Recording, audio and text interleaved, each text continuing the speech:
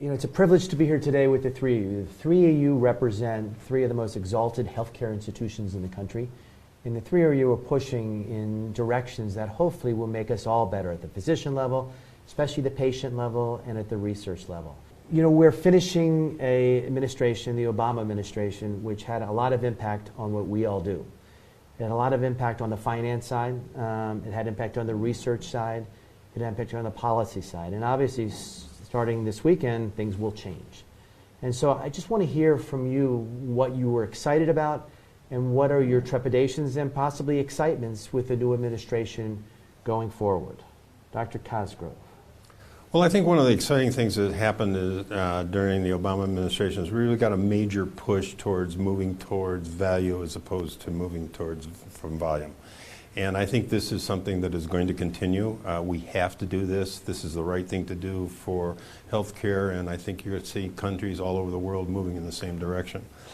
I think that it was probably not a perfect law. There probably has never been a perfect law written, and I think that we're going to see continuing iterations of this, some things that I think can be improved, some emphasis and some de-emphasis that would help drive us in the direction we want to go. But I think directionally we're headed in the right direction.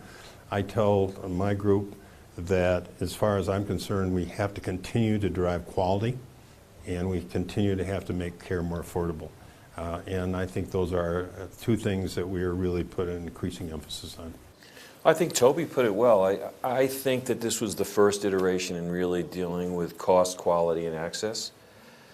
I think you can't deal with cost unless people are insured. So I think that the access piece in terms of expanding Medicaid, which is going to be a political football, the way that insurance exchanges work, which is a political football, it's still important to insure Americans in order to get costs down. I think the access issues were important, and I think that we still are not a high-quality industry. We still have a lot of errors, and I think driving quality is really important, and I think that the law is not perfect, was not perfect, but I think it moved us in that direction. Thanks, David. I think one of the outputs of the uncertainty that we're in right now is that the voice of the patient is starting to come forward, and I think people are realizing in this country that their decisions in healthcare matter, and they're not terribly literate about the state of their own healthcare. And I think that's sort of really come to the fore in the last 6 months and even in the last couple of weeks.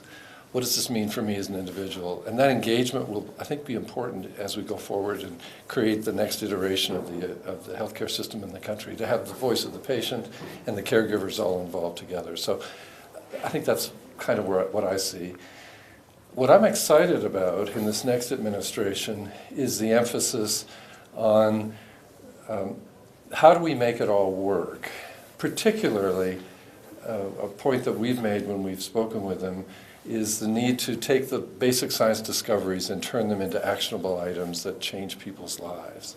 And we've talked a lot about the regulatory burden that is really impactful to all of us each day, the burnout in American physicians, the 2 hours of paperwork for every hour you spend with a patient, and addressing that, reducing some of the regulatory burden to unleash the power of innovation and new jobs, new firms, new cures coming to patients, things that you're very much involved in yourself. So again, it's an iteration. We'll just see where it goes.